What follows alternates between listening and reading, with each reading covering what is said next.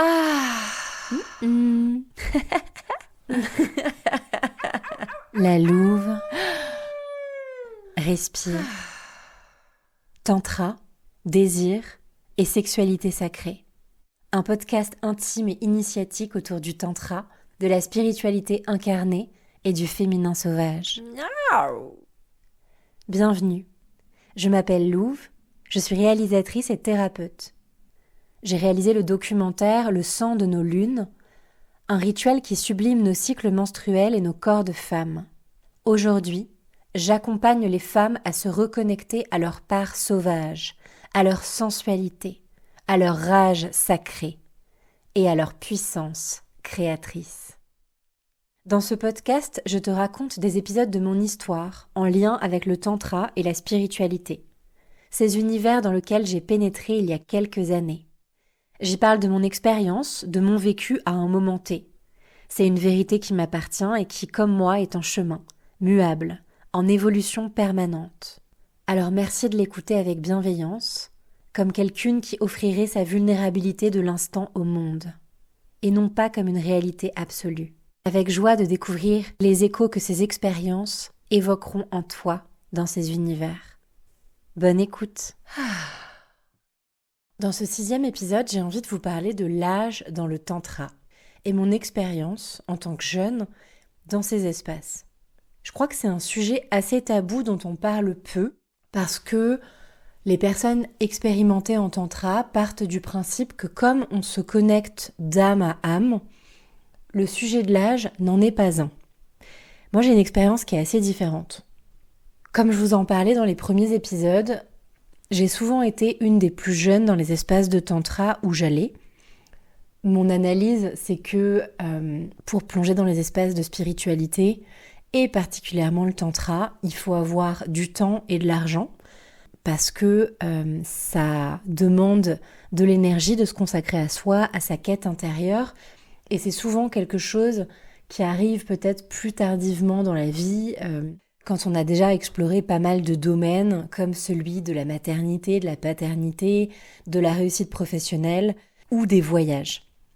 Je vous ai un peu raconté moi comment je suis arrivée au tantra, et parce que c'était une relation amicale, je constate quand même qu'il y a de plus en plus de jeunes, depuis que j'ai commencé, qui s'y mettent, et que les espaces rajeunissent énormément. Mais donc j'avais quand même envie de parler de ça, parce que je sens que ça cristallise quand même pas mal de thématiques. Personnellement, pour moi, à l'époque, c'était impossible de faire des pratiques avec des personnes plus âgées, notamment des hommes plus âgés. J'avais pas du tout envie d'aller nourrir un complexe d'Oedipe et d'avoir l'impression de faire une pratique potentiellement sensuelle et de proximité et d'intimité avec quelqu'un de l'âge de mon père ou d'un grand-père. Je crois qu'il y avait aussi la peur de réveiller du désir d'une personne plus âgée. Ça me rappelle comment dans la vie réelle, en dehors des stages et des espaces de tantra, ça me dérange quand un homme plus âgé, voire beaucoup plus âgé, m'exprime du désir. Je crois que dans notre société, il y a quand même une sexualisation du corps de la femme, et notamment des corps de jeunes femmes, qui permet à une culture de l'instinct d'être quand même assez présente, et une culture de la différence d'âge où des hommes peuvent avoir 20 ou 40 ans de plus que leurs compagnes sans que ça ne pose problème.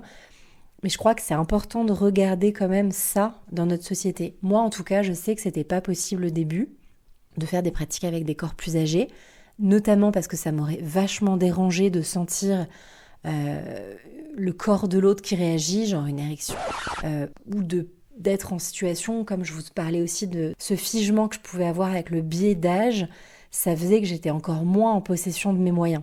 Je me souviens aussi d'avoir une fois répondu à une masseuse tantrique en lui disant que si l'âge était un sujet, et elle m'avait fait une réponse que je vais vous partager maintenant.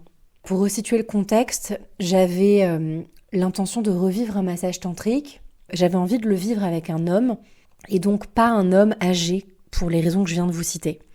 Donc je contactais une association de massage tantrique en faisant part de ma recherche, et la personne me répond que n'y a aucun tantrika qui n'exerce sur la région que je cherche dans les critères d'âge que je lui ai demandé, mais que elle-même et son partenaire tantrika, qui sont des quinquagénaires, pourraient, en me disant cette phrase: sans jugement de ma part, je trouve cela dommage de s'attacher à ce détail. Et en fait, ça m'a fait réagir parce que c'est pas un détail.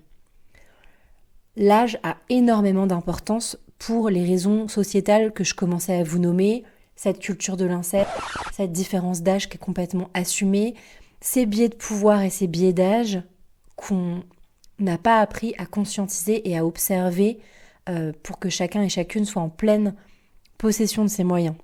Donc du coup, j'avais pu lui partager que pour moi c'était vraiment un vrai sujet et que quand il y a un écart d'âge de parfois de 30 ans entre les pratiquants, ce n'est pas juste un détail, mais ça génère véritablement des vraies questions et des vraies projections en lien avec le complexe d'Oedipe dont je vous parlais. Bref, même si j'étais consciente que ça venait jouer quelque chose et que du coup j'évitais un peu les partenaires trop âgés, j'ai parlé des corps des hommes, mais les corps des femmes aussi, ça pouvait être un sujet pour moi, ça pouvait me gêner de toucher des peaux qui sont plus habitées par la vie, traversées par la vie, avec une sensation différente, d'élasticité, enfin toutes les choses qu'un corps plus âgé peut contenir. Je crois que ça me dérangeait d'avoir des pratiques potentiellement en lien avec mon désir, avec aussi des femmes. Mais en réalité, comme j'avais jamais fréquenté d'autres espaces de tantra que ceux où j'étais toujours la plus jeune, je me posais plus la question au bout d'un moment. Jusqu'à ce qu'il y ait un jeune de mon âge qui se mette à ouvertement râler et vraiment ouvrir sa gueule dans le cercle de parole où on était, du stage dans lequel j'étais.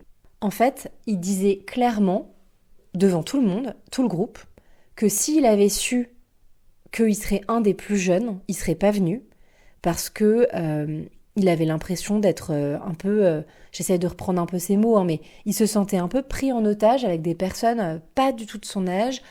Il sortait d'une expérience de il sortait d'une rupture et il avait envie de se confronter justement à son désir avec des gens de son âge, et là il pouvait visiblement pas du tout le faire.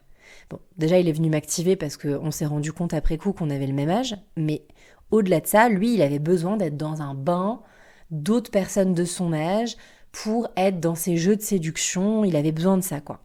Et tout d'un coup je me suis dit, ah ouais, en fait c'est vrai que moi il y a un endroit où dans ces espaces de tantra avec des personnes plus âgées, c'est comme si j'annihilais un peu mon rapport de séduction, parce que comme je ne voulais pas le vivre avec des personnes plus âgées, j'étais pas du tout dans ce rapport de séduction. Ce qui était assez confortable, et en même temps, je vois bien que ça me faisait pas jouer exactement les mêmes choses de mon âge, entre guillemets.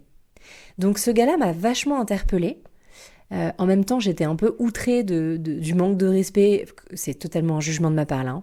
Mais moi, ça me faisait vivre ça. Je me disais, mais waouh, pour qui il se prend de dire ça devant tout le monde? C'est vachement manque de respect. Il a sûrement d'autres trucs à travailler.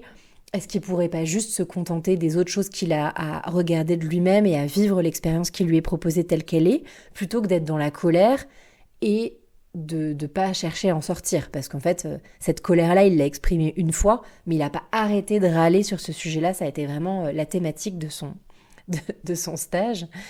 Bref, il a vécu ce qu'il avait à vivre, mais en tout cas il a semé une graine à l'intérieur de moi qui m'a fait me dire, et si j'allais expérimenter le tantra jeune? Je savais qu'il y avait d'autres écoles qui proposaient ce genre d'espace, donc j'ai eu envie d'aller vivre une expérience de tantra jeune. Bon, je vais pas rentrer non plus dans les différences entre les écoles. Je pense que ça vaudra vraiment un épisode en soi, parce qu'il y a beaucoup de courants de tantra différents. Moi, je vous parle d'une couleur que j'expérimente, mais il y a beaucoup de couleurs de tantra. Je pense que chaque école a une couleur différente, et chaque animatrice de ces écoles ont encore des couleurs différentes à offrir. Donc ça crée un panel de possibilités merveilleux. Évidemment qu'au bout d'un moment, je pense que chacun et chacune, on trouve un peu la couleur qui nous correspond, et moi, ça m'a permis en tout cas d'aller expérimenter une autre couleur. Donc là, c'est pas tant la couleur de l'école dont je vais parler, mais plus l'expérience d'être principalement avec des jeunes, avec évidemment les structures et le cadre qui étaient proposés. Ce qui m'a frappée, alors je sais pas si c'est parce que je vivais un tantra jeune qui n'était pas forcément adressé à des personnes ultra initiées, c'était vraiment pour le coup des week-ends d'initiation au tantra. Et moi j'avais déjà eu l'occasion de pratiquer pas mal de stages et des stages un peu plus avancés. Donc je sais pas si c'est parce qu'il y avait une différence à cet endroit-là, même si ça devrait pas exister parce que quand on pratique le tantra, tout est toujours une première fois. Mais en tout cas, j'avais un peu l'impression de me retrouver dans une colo de vacances. Ce qui ne m'arrivait pas d'habitude dans l'école de tantra où je me forme et où j'ai fait la plupart de mes stages. Et là, il y avait vraiment ce truc de on lâche les fauves, quoi, avec l'énergie et c'est parti, on réveille l'éros, quoi. J'avais jamais vécu ça de manière aussi poussée. Donc c'était assez intéressant d'observer ça et de voir qu'il y avait vraiment un côté libération sexuelle très fort dans cette couleur-là, là où moi j'avais pu vivre plus un truc de guérison, de sacré et de spiritualité. Mais je pense que là, rien qu'en vous le nommant comme ça vaudra aussi le coup d'un épisode sur le côté guérison de la yoni et du lingam, qui est un sujet à part entière, guérison de nos organes sexuels. Donc voilà, il y a déjà cette dimension-là où je sens un peu l'éros ultra présent. Et puis moi, c'est assez challengeant parce que je vois que des belles femmes et des beaux hommes. Et effectivement, ça vient réveiller une insécurité en moi que j'avais pas forcément vécue jusque-là, qui est de regarder mon corps avec beaucoup plus d'attention. Là où j'avais pas forcément de regard sur mon propre corps avec des personnes plus âgées parce que j'avais le privilège d'être celle qui avait un corps avec, on va dire, un peu encore du tonus musculaire et voilà, un corps, je dirais, normal, ni trop gros ni trop mince. Là, je me retrouve dans un espace où il y a que des corps ultra toniques et des personnes plutôt en globalement très bonne santé, donc plutôt des corps fins et musclés. Là où en fait, je me rends compte que je suis pas si musclée que ça et je suis pas si fine que ça. Donc il y a ce truc de comparaison qui vient alors que j'avais jamais vécu ça jusqu'à présent, alors qu'on va dans des espaces de nudité dans les stages où j'étais allée précédemment et que ça aurait pu se présenter, mais ça se présentait pas. Et là, ça m'apparaît de plein fouet, donc c'est pas ultra confortable, mais il m'apparaît aussi d'avoir du désir pour plusieurs participants. Je sens qu'il y a plusieurs personnes qui peuvent m'attirer, donc il y a ça aussi qui est très plaisant à vivre et à ressentir. Et qui est nouveau, là où d'habitude il y a peut-être une personne, et encore elle a peut-être 10 ans de plus que moi, donc c'est jamais de mon âge. Mais donc là je me sens à la fois un peu plus expérimentée et plus âgée. Il y a aussi le truc où j'ai l'impression d'être plus expérimentée que certains assistants, assistantes, donc ça crée un peu un truc où j'arrive pas trop à trouver ma place dans ce groupe. Et je découvre un truc fantastique et à la fois qui m'interpelle toujours sur le sens de ça. Alors, faut pas mettre du sens forcément partout, mais c'est les pañechas. Et là, je découvre les afters. Donc les afters, c'est vraiment les après-stages, après les structures proposées. Généralement, les horaires de stage, je vous en avais parlé, c'est du 9h et les dernières pratiques se finissent à 22h30, 23h, on va dire. Bon, sauf exception, mais globalement, c'est ça. Et d'habitude, dans les stages où j'étais, à 23h, tout le monde va se coucher et c'est très calme. Ou alors, il y en a peut-être qui vont continuer des pratiques ensemble dans leur chambre ou dans leur van ou en camping. Mais c'est très rare qu'il y ait beaucoup de personnes qui restent dans le temple. En gros, je vous ai déjà nommé cet espace. Le temple, c'est là où se passent toutes les pratiques proposées par les animatrices et qui reste souvent un espace où on peut revenir ou rester si on en a envie pour continuer des pratiques dans le respect du cadre proposé ou pas d'ailleurs.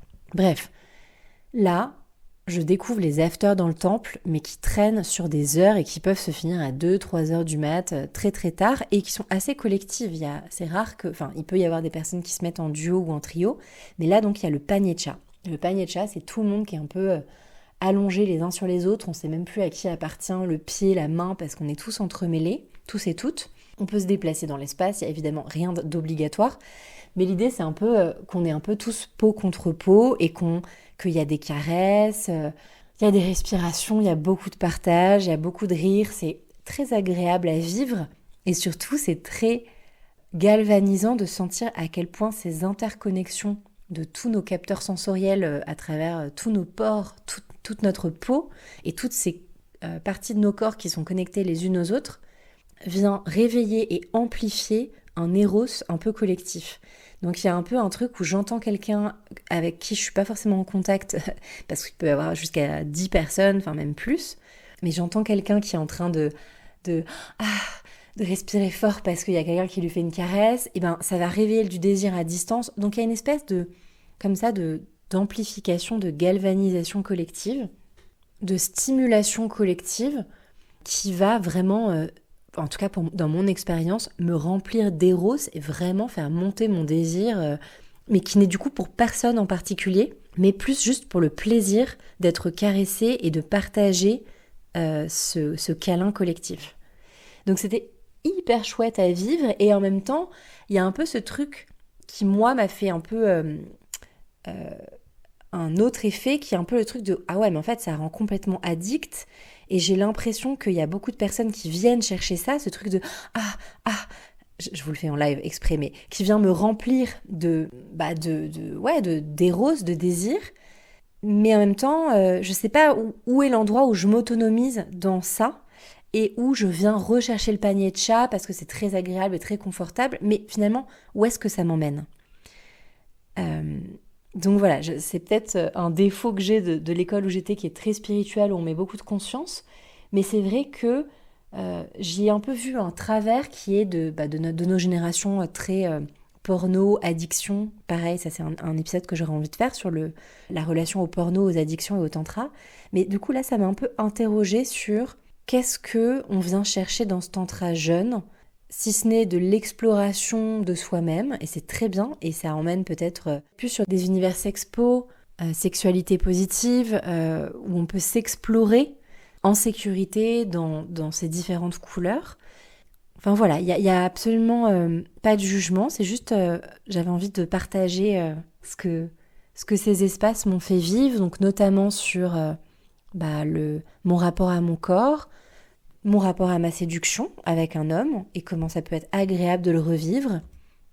Et puis, ce côté un peu... on se stimule les uns les autres pour s'exciter, et ça peut monter très fort, parce que forcément, on est un peu tous dans la force de l'âge de cet éros.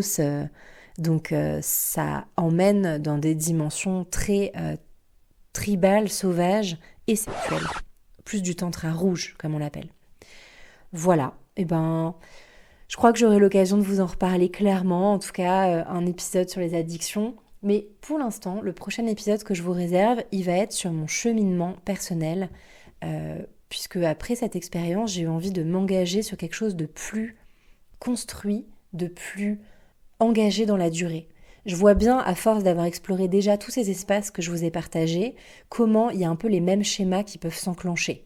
Le début du stage, je vois bien que je suis un peu timide, puis le temps passe, je me laisse apprivoiser et je deviens de plus en plus à l'aise et j'exprime toute ma couleur et j'embrasse toutes mes ombres. C'est un peu toujours le même schéma. Mais il y a des choses et il y a d'autres couches que je commence à percevoir, que j'ai envie d'aller explorer plus en profondeur. Et ça, c'est le chemin d'éveil des lotus dont je vais vous reparler.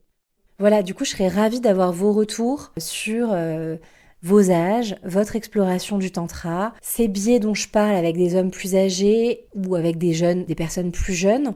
Comment ça réveille des choses et des parts de soi différentes ? Est-ce que vous avez pu constater ça ? Et de manière générale, comment trouver le juste milieu ? Est-ce que finalement dépasser l'âge de son partenaire, ça vient avec les années et avec l'expérience et ça devient un non-sujet plus on pratique ? Est-ce que ça c'est obligatoire ou est-ce qu'il y a des personnes pour qui ça reste toujours un sujet ? Je serais ravie d'avoir vos retours. Je vous remercie, je vous donne rendez-vous pour le prochain épisode sur mon engagement dans la durée pour aller vraiment explorer mes bouts intérieurs et embrasser toute ma conscience et mon amour de moi dans le prochain épisode, donc l'épisode numéro 7. Je vous remercie de votre écoute et je vous dis à très bientôt. Si cet épisode t'a plu, je t'invite à laisser un commentaire ou une note sur Apple Podcasts, Spotify, YouTube ou quel que soit l'endroit où tu écoutes cet épisode. Tes mots, ta vibration soutiennent ce projet et aident le podcast à toucher d'autres personnes qui seront sensibles à ces thèmes. Je te remercie beaucoup pour ton soutien et ta présence et je te dis à bientôt.